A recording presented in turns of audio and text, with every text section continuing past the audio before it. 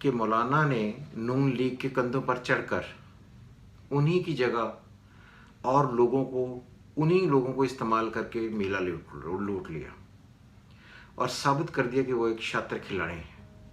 और देखिएगा आखिर में नून लीग को ही शदीद नुकसान होगा। अगर आप देखें इस वक्त यूसुफ रज़ा गिलानी पीपल्स पार्टी के हैं, जो सेंटर बन गए, जो संजरानी साहब हैं वो भी पीपल्स पार्टी के हैं, वो पीटीआई के नहीं हैं। तो इसलिए मैंने तभी कहा था कि जो पीपल्स पार्टी है इसके जीतने के काफ़ी सारे चांसेस होंगे। फिर यह है कि मौलाना ने जो सारी गेम खेलने के बाद अब हर तरीके से पीपल्स पार्टी एडवांटेज ले गई और जो है वो नून लीग मुकम्मल आउट हो गए। अगर आप कल ने आपने देखा होगा कि मौलाना ने तकरीर की, फिर उसके बाद वो चले गए, फिर उसके बाद मरियम जो है वो बातें करती रहीं, अपना वो मौक़िफ़ जो है वो पेश करती रहीं। तो असल में पीडीएम जो है ये ख़त्म हो गई।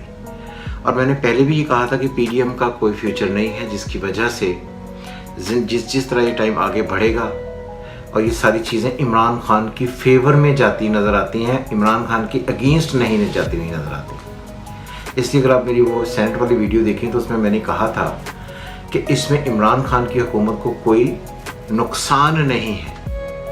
मैं अपनी बात को जस्टिफाई नहीं कर रहा, लेकिन अगर गिलानी साहब चेयरमैन बनते तो फिर हो सकता था कि इमरान खान के लिए प्रॉब्लम क्रिएट होती, लेकिन वो नहीं हुई। इसलिए इमरान खान की हुकूमत को किसी किस्म का कोई परेशानी वाला बिल्कुल दौर नहीं है। बहुत सारे लोगों ने ये भी कहा था कि जो 3-4 महीने होंगे, इन 3-4 महीनों में इमरान खान की गवर्नमेंट जो है वो चली जाएगी और इमरान खान ख़त्म हो जाएंगे।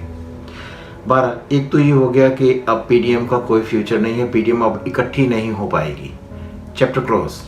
और जितने भी ज़्यादा नुकसान इस सारी गेम में नून लीग को हुआ है, इससे बढ़कर नुकसान और किसी पार्टी का नहीं हुआ। मौलाना की तो पहली सीट कोई नहीं थी, पीपल्स पार्टी अल्टीमेट गेन कर ली और नून लीग जो वो बिल्कुल फारिग हो गई। इसलिए अब इमरान खान तो अपोजिशन से किसी किस्म का कोई खतरा नहीं है।